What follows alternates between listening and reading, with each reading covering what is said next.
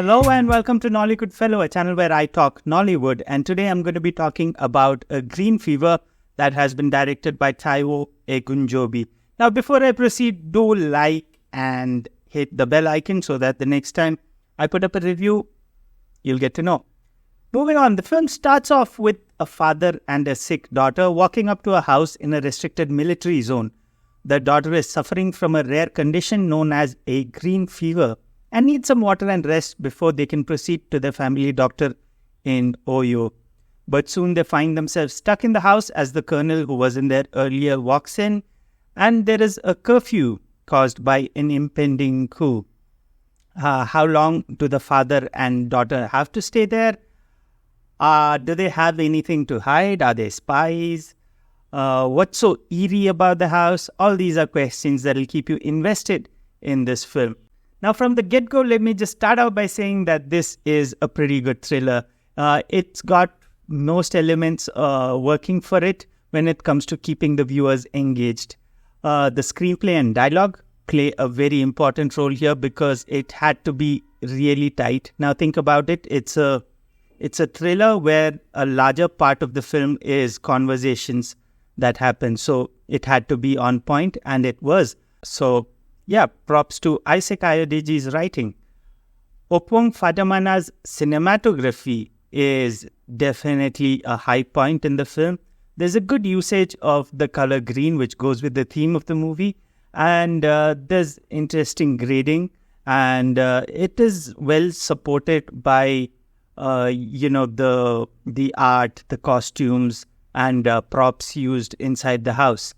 And talking of which, I must also add Great Jones Osai's music plays a very important role. There is this eerie sound that keeps playing, and it serves as a pretty interesting green herring, and that adds to the storytelling. The editing is good. They managed to keep the film well within 1.5 hours, which is pretty good for a thriller. And if I make a checklist of all the thriller elements, it does tick all the boxes. There's a good storyline. There are good twists. Nothing groundbreaking, but there are good twists. It's been well treated. And there's also some limited action towards the end, and that has also been well choreographed.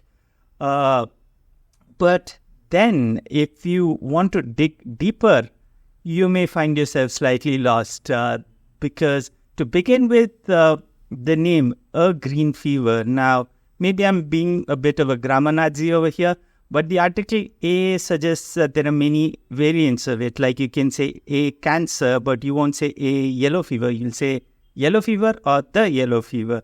And also talking of which, there is an indication that green fever might be a euphemism for something. Green being representative of Nigeria. It's 2/3 of the Nigerian flag. It's also the color of the jersey that Nigerian sportsmen wear.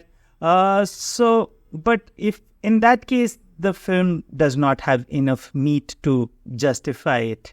Also, in terms of the storyline, it is enjoyable. It has you hooked, like I said.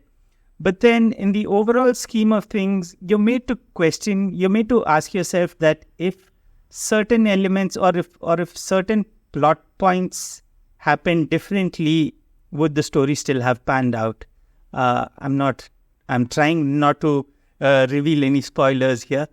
Also, this movie was discussed on Iroko Critics Nollywood Film Club, which is a Twitter space where Nollywood lovers discuss Nollywood films.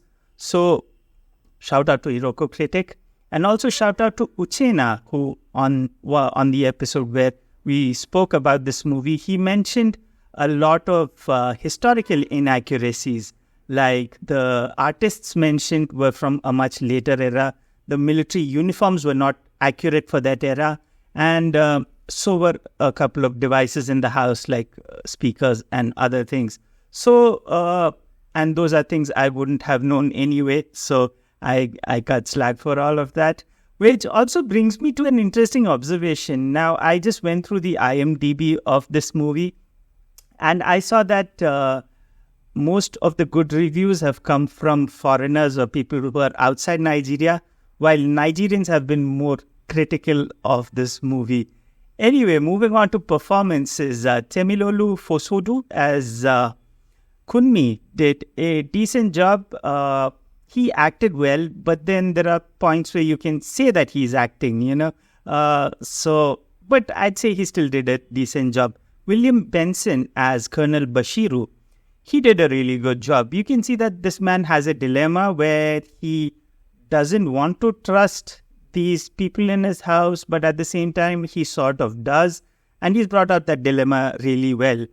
Ruby Okezie as Matilda. Now, to start off with, I hated this character. It was too dumb a character and too much of a damsel in distress.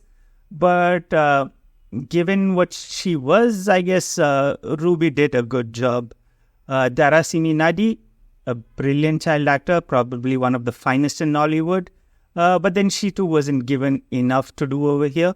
Now, moving on to the conclusion, I would say that Green Fever is definitely a thrilling watch. Now, when it comes to a movie, I feel that a movie has one job, and that is to make you feel a certain way. And a movie does not necessarily need undertones or messages. But here, the problem is that the movie, with its name and with the with the coup and the mention of the Nigerian military and all those elements, it looks like it's aiming for a grandstanding.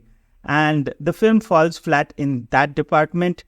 However, as a thriller, it is really watchable.